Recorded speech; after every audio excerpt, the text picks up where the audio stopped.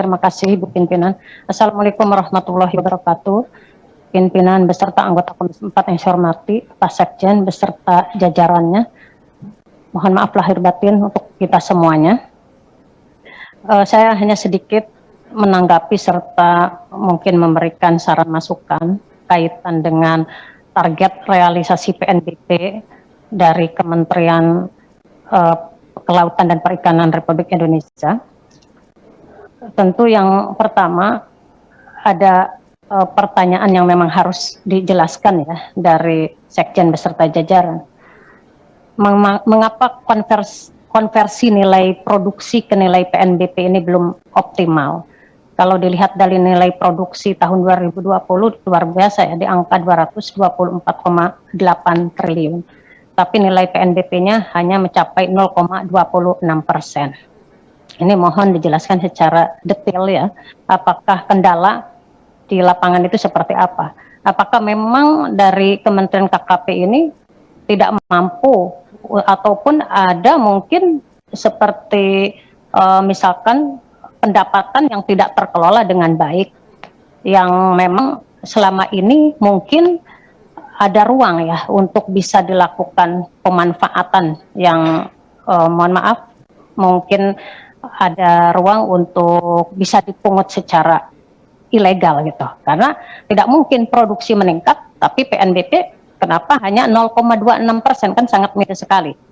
Berikutnya menanggapi kaitan regulasi terhadap kebijakan penangkapan ikan terukur melalui PP 85 2021, tadi juga teman-teman sudah mempertanyakan, mengingat kebijakan yang terdahulu ini kan ditetapkan hanya 30 kapal jenis 30 JT saja yang dipungut ya melalui pungutan PHP. Akan tetapi melalui regulasi terbaru PP 85 2021 ini dari mulai kapal ukuran 5 JT sampai 60 JT ini sudah dipungut, kena tarif 5%, 60 sampai 1000 10%, 1000 JT ke atas 25%. Ini juga sangat dikeluhkan oleh para pelaku usaha kita.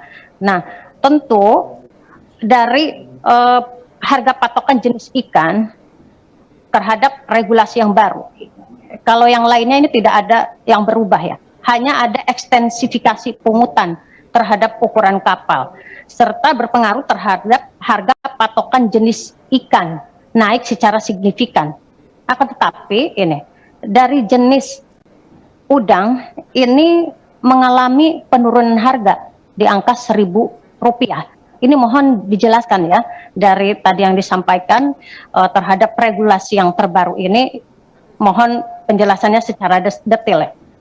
Nah, tentu agar upaya PNBP ini bisa tercapai, walaupun harga target dari Menteri KKP 12 triliun, tadi teman-teman berbicaranya ini seperti mimpi di siang bolong, tapi kita juga mendorong agar PNBP ini terrealisasi secara realistis sesuai dengan mungkin kebijakannya penangkapan ikan terukur. Jadi saat menetapkan realisasi PNBP juga harus terukur dan realistis, jangan sampai mimpi di siang bolong.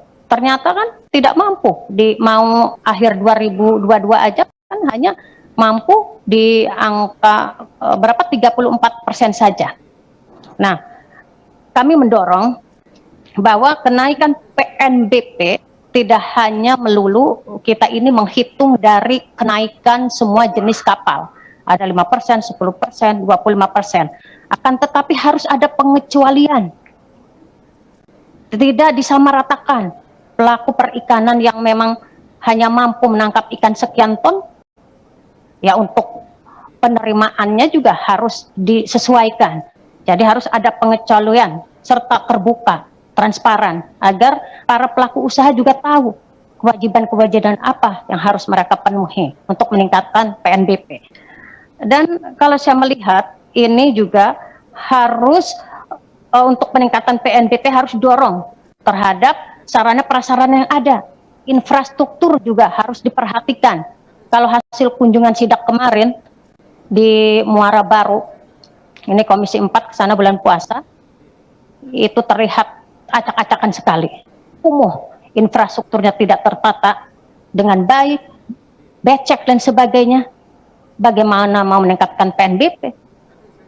Serta harus didorong juga nilai daya saing perikanan kita. Kalau hasil kemarin sidak, saya pesimis daya saing perikanan kita ini akan selalu turun. Pantas saja negara-negara luar itu di Uni Eropa tidak mau istilahnya menerima hasil perikanan kita. Terima kasih pimpinan. Assalamualaikum warahmatullahi wabarakatuh. Waalaikumsalam.